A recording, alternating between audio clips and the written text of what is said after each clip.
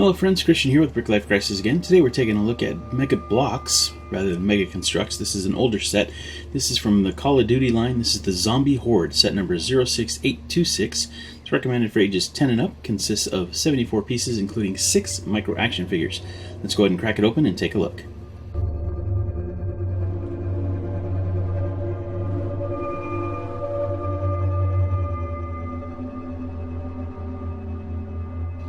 And here it is, the Zombie Horde.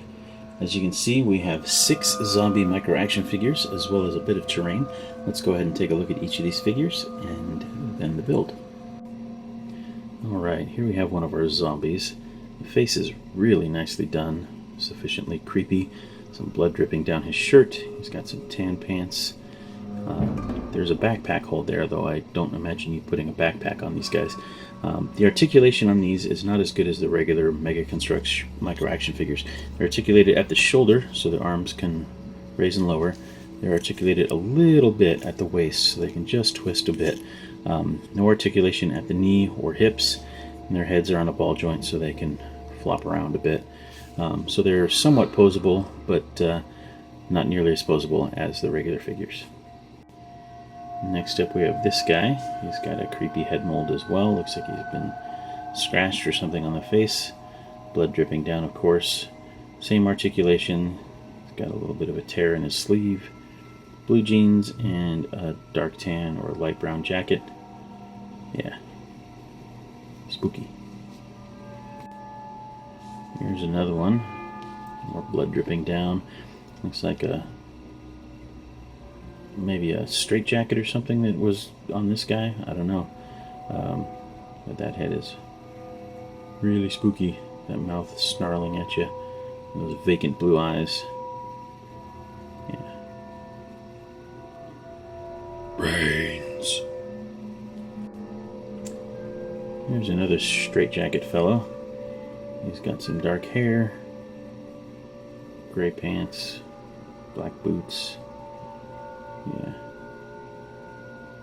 He is looking for some flesh.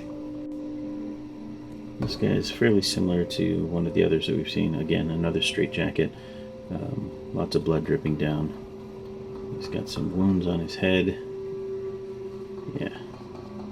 I like the kind of light wash they did just to add some depth. It brings out the wrinkles in the sculpt. Nicely done. And finally we've got this guy. His eyes are even creepier. They almost look like they have pupils and they seem to follow you. What do you think of that? Weird.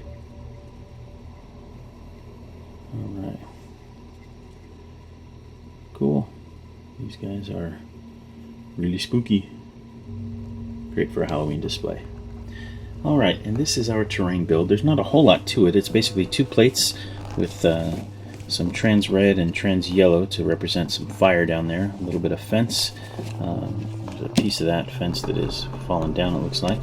We have a couple of tools here, a shovel and a pickaxe, along with a big knobby tire.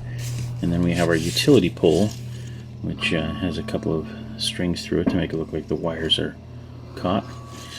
Not a bad build, not a whole lot to it like I said, but makes for a nice display piece. Not too bad. So it's a little bit tough to find retail information on Mega Constructs or Mega Bloks, but I believe when this thing came out a few years back, it retailed for about $10, maybe $12. Today, similar sets will have 4 micro action figures rather than 6, and will have far less of a terrain build for about $15. So the value here was pretty strong back at the time. Although the figures aren't as well articulated as the regular micro action figures, they're really well sculpted and the detail in the paint jobs is quite good.